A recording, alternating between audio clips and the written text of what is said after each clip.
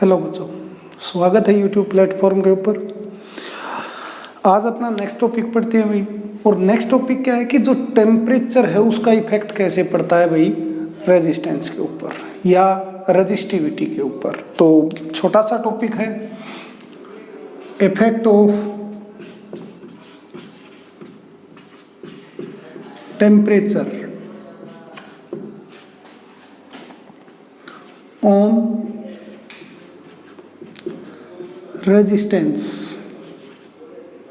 और resistance and resistivity. दो term हमने पढ़ी थी, रेजिस्टेंस और रेजिस्टिविटी, कि भाई टेम्परेचर अगर हमने चेंज कर दिया तो इनके ऊपर इफेक्ट क्या पड़ेगा। देखो, सबसे पहले हम फॉर्मूला लिख लेते हैं रेजिस्टेंस का। रेजिस्टेंस का फॉर्मूला था अपने पास ML N E²A². ये जो टो था ये क्या था, average relaxation time. M mass of electron, L length of conductor, N number of electron per unit volume, E charge on electron, A area of cross section, tau average relaxation time.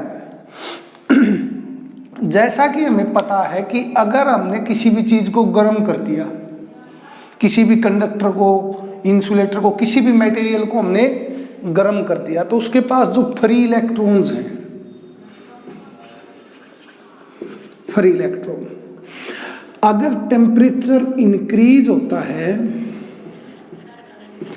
Temperature increase होता है तो जो free electron है वो क्या करते हैं भाई, एनर्जी गेन कर लेते हैं भाई, गेन्स एनर्जी। और एनर्जी गेन करने से क्या होगा, जो फ्री इलेक्ट्रॉन है वो travel with more speed, travels with more speed. और ये जो इलेक्ट्रॉन जब तेज स्पीड से चलना शुरू करेंगे तो क्या होगा, जैसे एक इलेक्ट्रॉन इस जगह था, एक इस जगह था, इलेक्ट्रॉन जाके टकराया, अगर स्पीड बढ़ गई तो डिस्टेंस तो सेम टू सेम है भाई। स्पीड बढ़ गई तो क्या होगा, टाइम घट गया भाई। तो जो टाइम है यहाँ पर दो कोलिजन के बीच का जो टाइम है वो क्या होगा, डिक्रीज। टाइम क्या होगा, डिक्रीज। और जब टाइम से बात आई, टाइम डिक्रीज हुआ तो एवरेज रिलैक्सेशन टाइम क्या होगी, एवरेज रिलैक्सेशन टाइम वो भी डिक्रीज होगा। क्योंकि एक टाइम घटा तो सारे घटेंगे, और सारे घटेंगे तो जो उनका एवरेज है वो भी क्या हो जाएगा भाई, कम हो जाएगा। और अगर एवरेज रिलैक्सेशन टाइम घट गया तो ये भी यहाँ पर आ जाए उल्टे। इस फॉर्मूला में हमने देखा कि R का और टो का रिलेशन है इनवर्सली प्रोपोर्शनल, यानी कि R inversely proportional to average relaxation time.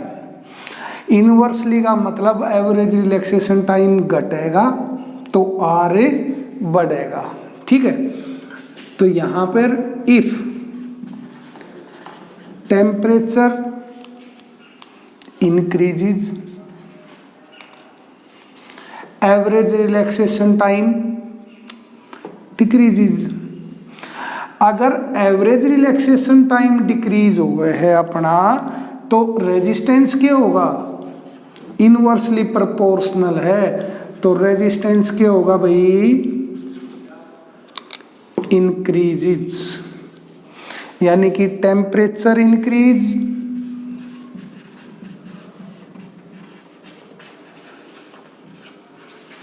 तो रेजिस्टेंस आल्सो इंक्रीजेस। क्लियर। छोटी सी एक चीज और भी आवा है कि अगर R की वैल्यू रेजिस्टेंस है तो आप इन रो भी तो पढ़ा था, resistivity.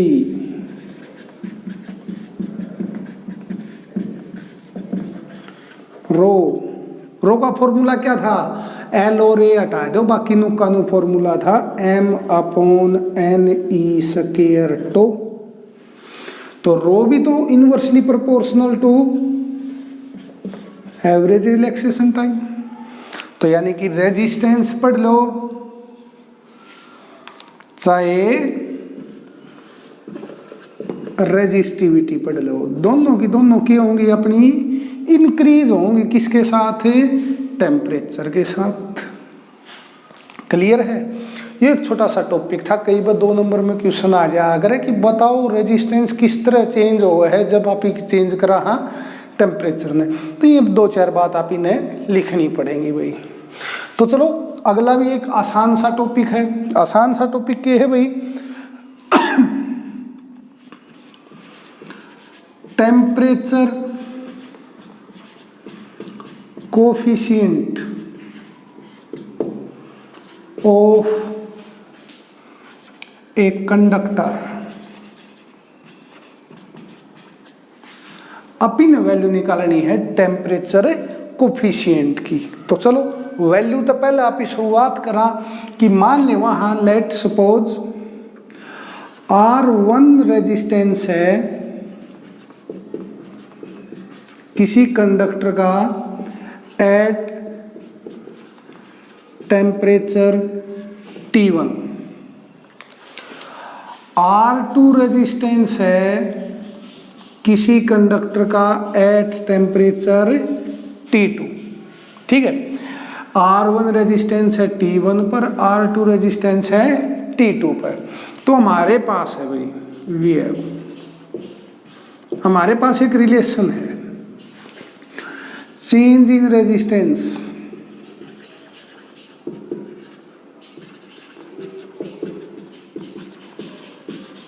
Directly proportional to initial resistance. दूसरा change in resistance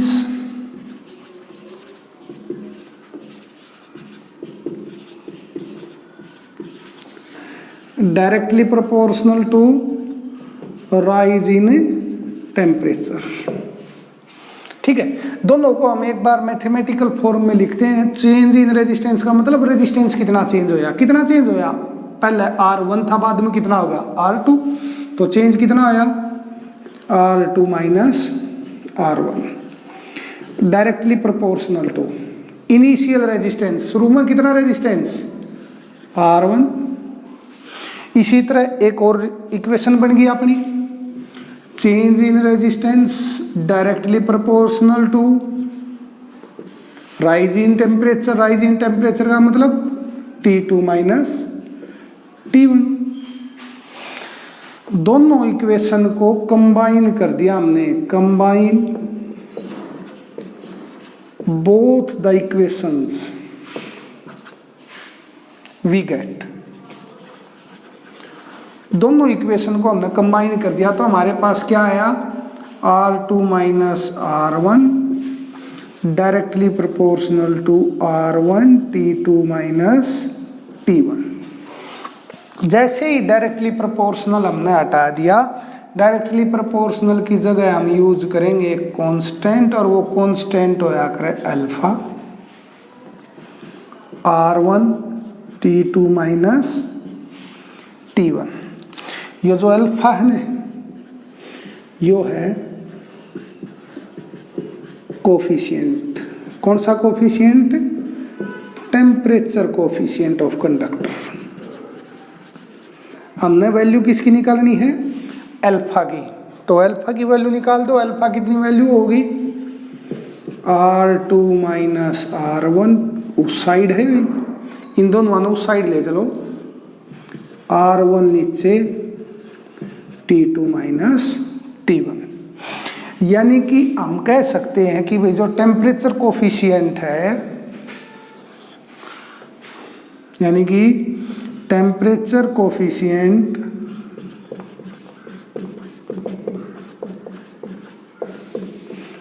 of a conductor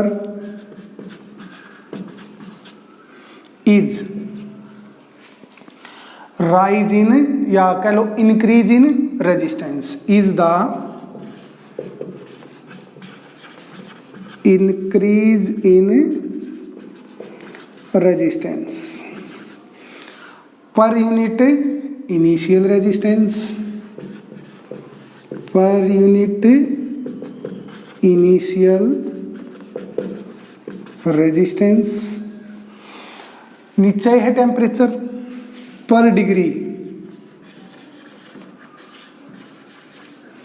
rise in temperature, per degree rise in temperature. तो चलो अब ये जो अल्फा है, इस अल्फा की अपने दो यूनिट की होगी। यूनिट के लिए अल्फा की यूनिट रेजिस्टेंस में से रेजिस्टेंस ओम, क्योंकि रुपया मतलब रुपये घटाओगे क्या बचेगा, रुपया। नीचे रेजिस्टेंस ओम, टेम्परेचर में तो टेम्परेचर घटा दिया, केल्विन कह लो या डिग्री सेल्सियस कह लो, ओम से ओम कट गया, तो यानी कि अपना क्या आ गया भाई, पर केल्विन या फिर पर डिग्री सेल्सियस। आसान सा है। इसका डायमेंशन फॉर्मूला क्या होगा, डायमेंशन फॉर्मूला अपना टेम्परेचर जो है वो क्या है भाई, एक फंडामेंटल यूनिट है, डायमेंशनल फॉर्मूला। फंडामेंटल यूनिट का मतलब आप क्यों को दिखा कहाँ, m0, l0, t0, k-1। ये एक छोटा सा टॉपिक था टेम्परेचर कोफिशिएंट ऑफ कंडक्टर का। कई बार के है इसके ऊपर एक छोटा सा न्यूमेरिकल दे दिया करे है, वो पूछ ले होगा कि भाई अपना रेजिस्टेंस 5 ओम था, 3 डिग्री टेम्परेचर पर 10 ओम हो गया 15 डिग्री टेम्परेचर के ऊपर, बताओ भाई अपना अल्फा की वैल्यू या टेम्परेचर कोफिशिएंट की वैल्यू कितनी होगी। तो सिंपल सा फॉर्मूला में टेक दो, पहला माइनस दूसरा, फाइनल माइनस इनिशियल, टेम्परेचर भी फाइनल माइनस इनिशियल, और नीचे आर की वैल्यू इनिशियल की। तो ये एक आसान सा टॉपिक था आज अपना, लेकिन 2 नंबर में बहुत इंपॉर्टेंट टॉपिक है। आशा करा हाँ भाई सारे बड़का समझ में आया हो तारा। तो स्कूल तो भी नज़दीक सी खुल दे लाग दे नहीं, तब तक जुड़े रहो। हाँ बाकी एक चीज़ है कि जिस दिन स्कूल खुलेगा उस दिन ये मत मानियो कि भाई सिलेबस इतना ही रहेगा, क्योंकि एनसीईआरटी की जो एक कमेटी गठित हो चुकी है जो सिलेबस ने घटा होगी। अपना सिलेबस लगभग 40% टूटेगा, घटेगा। सिलेबस इतना ही रहेगा जितना एक सेमेस्टर का होया करता। मतलब जय किसी का रट्टा है, रट बगा होगा सिलेबस में, नंबर ही बकर जो 100 मत है, 101% भी आगे तो कोई चंबा नहीं होगा टॉपर गए। तो देखो मौका है वो तकड़ी परसेंटेज बनाने का, पढ़े जाओ, बचे रहो। धन्यवाद।